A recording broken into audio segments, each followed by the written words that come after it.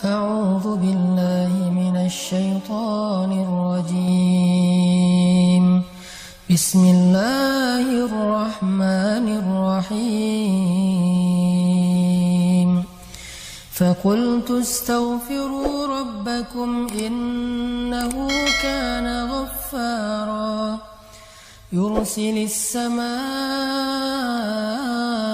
عليكم مدرارا ويمددكم بأموال وبنين ويجعل لكم جنات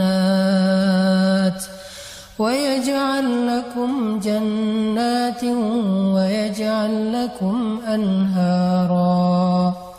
Sadaqallahul Azim.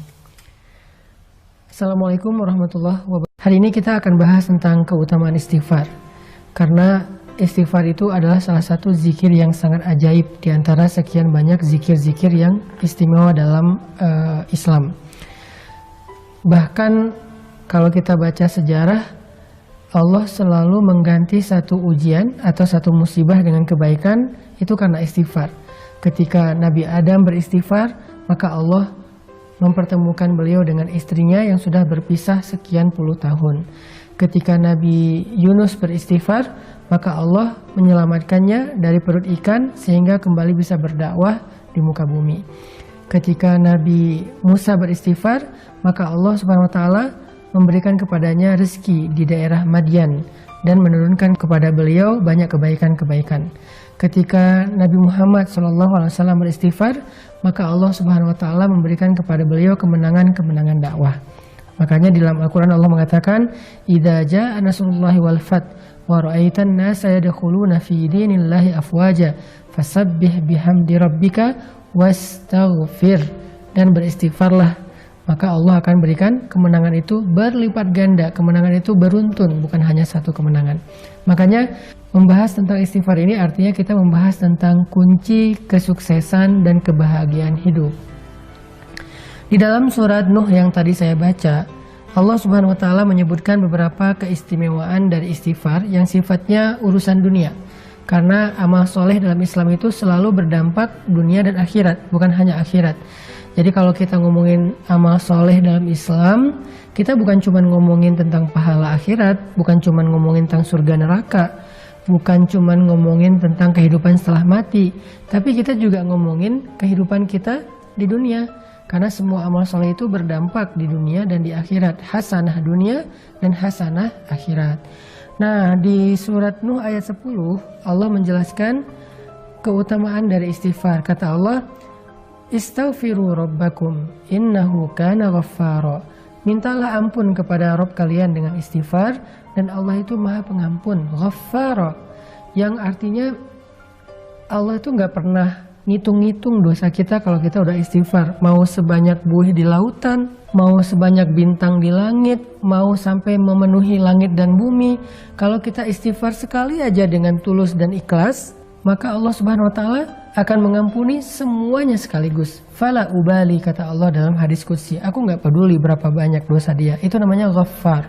Atau ghaffar juga berarti kalau kita melakukan dosa lalu kita beristighfar, minta ampun, Allah ampuni. Besok kita ulangi lagi dan minta ampun, Allah ampuni lagi, dan seterusnya.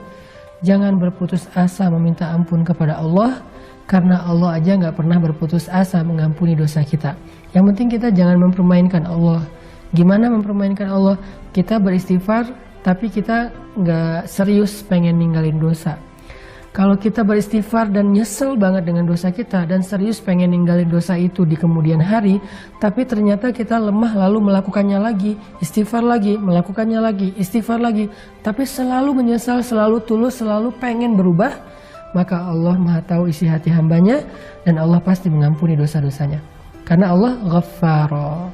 Jadi berkali-kali berbuat dosa, berkali-kali minta ampun, berkali-kali Allah ampuni. Itu satu keutamaan dari istighfar. Nah, lalu yang kedua apa? Keistimewaan dari istighfar, terutama dalam urusan kehidupan kita di dunia. Kata Allah, yursilis samaa alaikum midrara. Allah akan mengirimkan air hujan dari langit kepada kalian mengucur deras. Apa maksudnya? Ternyata kalau kita ngerasa kekeringan, kita merasa kemarau panjang, cara meminta hujan kepada Allah itu adalah dengan beristighfar. Kalau kita coba tafsirkan kalimat ini dalam makna yang lebih luas, ini juga berarti tentang masalah rezeki. Jadi siapapun yang merasa kekeringan, sumber rezekinya, usahanya nggak maju-maju, atau pekerjaannya nggak semakin baik, karirnya nggak naik-naik, maka banyak-banyak istighfar. Sehingga Allah akan mengutus rezeki kepada kita. Yursil, Allah yang akan mengirimkan rezeki itu kepada kita. Bukan kita yang mengejarnya, tapi rezeki yang mengejar kita. Keren ya? Jadi orang yang rajin istighfar, rezeki akan mengejar dia, akan mendatangi dia, bukan dia yang mendatangi rezeki.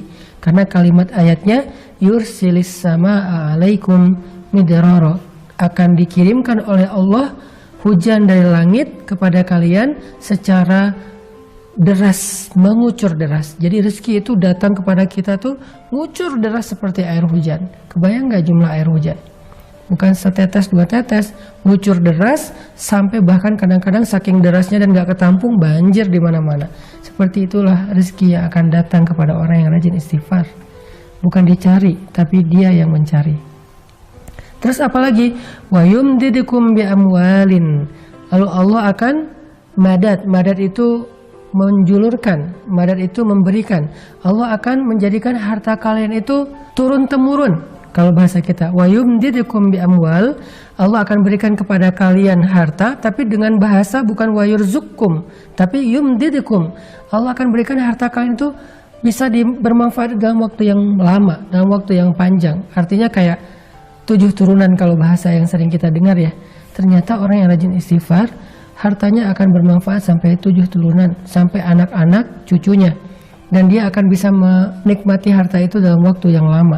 Ada orang yang dikasih harta sebentar, habis, kemudian dia akan lapar dalam waktu yang lama. Tapi orang yang rajin istighfar, gak kayak gitu. Allah yang akan mendatangkan, Allah yang akan menghantarkan. Atau juga bisa ditafsirkan kata ulama, yumdidukum itu Allah sendiri dengan tangannya mengantarkan harta itu ke rumah kita. Kemudian, wabanin, wa yaj'al lakum jannat, wa yaj'al lakum anharo. Allah akan berikan keturunan. Nah, ini buat yang masih jomblo nih. Karena ngomongin keturunan juga berarti ngomongin pasangan, satu paket ya. Yang masih gersang jodohnya, gak ketahuan di mana, atau selalu ngelihat orang lain akad nikah, selalu hadir di acara temennya yang wedding, tapi dia nggak pernah bikin acara sendiri. Atau yang udah nikah tapi belum diberikan karunia anak, atau yang udah diberikan anak tetapi masih ingin nambah karena semakin banyak anak mungkin semakin seru di rumah tangganya, rame. Nah, rahasianya adalah istighfar. Banyakin istighfar.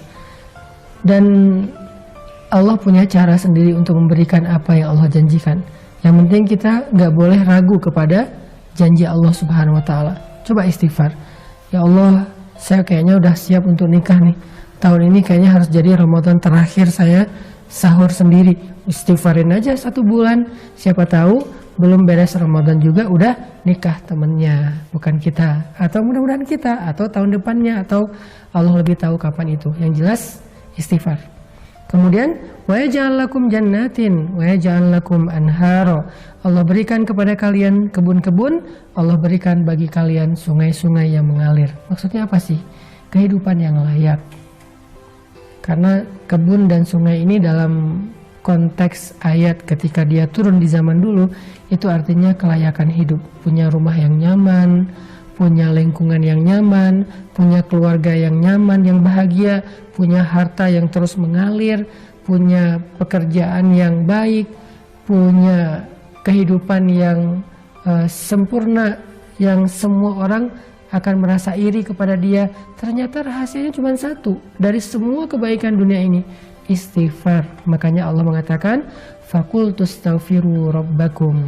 Ada juga ulama yang mengatakan arti yursilis sama alaikum midrara. Allah berikan kepada kalian air hujan secara mengucur deras.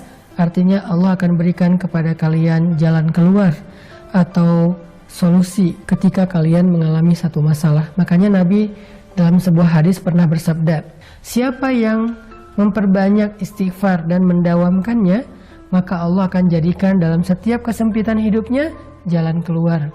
Dari setiap kegundahan hatinya, kesenangan atau kebahagiaan. Dan Allah akan memberikannya rezeki dari jalan yang tidak terduga-duga. Yuk kita jadiin siang dan malam Ramadan kita siang dan malam yang penuh dengan zikir Astaghfirullahaladzim atau La ilaha illa anta subhanaka inni kuntu minaz zalimin rabbighfirli wali walidayya warhamhuma kama rabbayani shaghira. Istighfar untuk diri kita dan untuk kedua orang